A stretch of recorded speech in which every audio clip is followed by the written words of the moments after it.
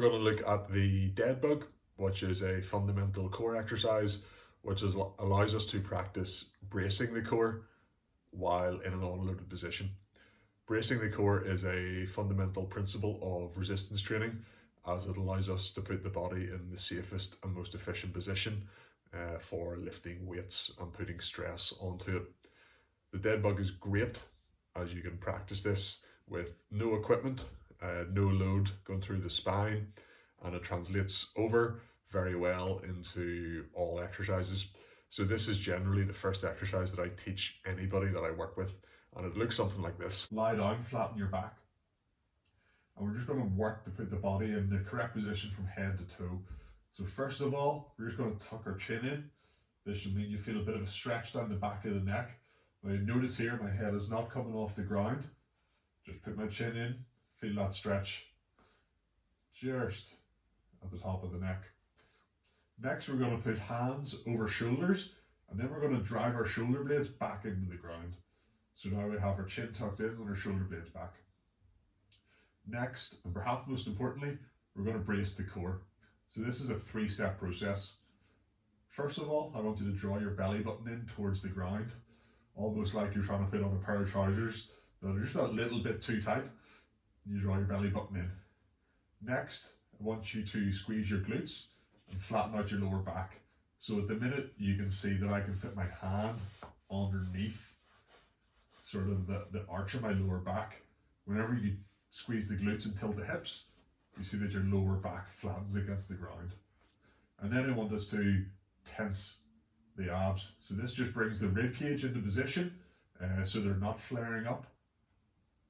Just keeping those abs tensed. Okay, so now we have chin tucked in, shoulder blades driven back, braced core position. And this is the position that we're going to look to maintain at all times. So if you ever feel your lower back come off the ground, you need to reset position and regain optimal posture.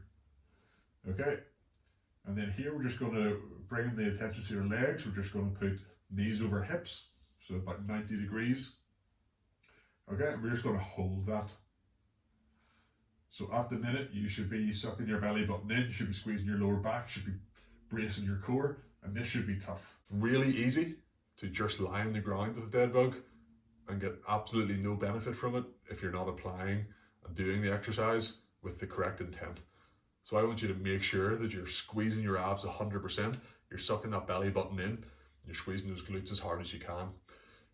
Every time you breathe out, I want you to think of regaining any slack that's crept into the system and just really focus on going through that checklist of chin tucked in, shoulder blades back, brace core position, rinse and repeat.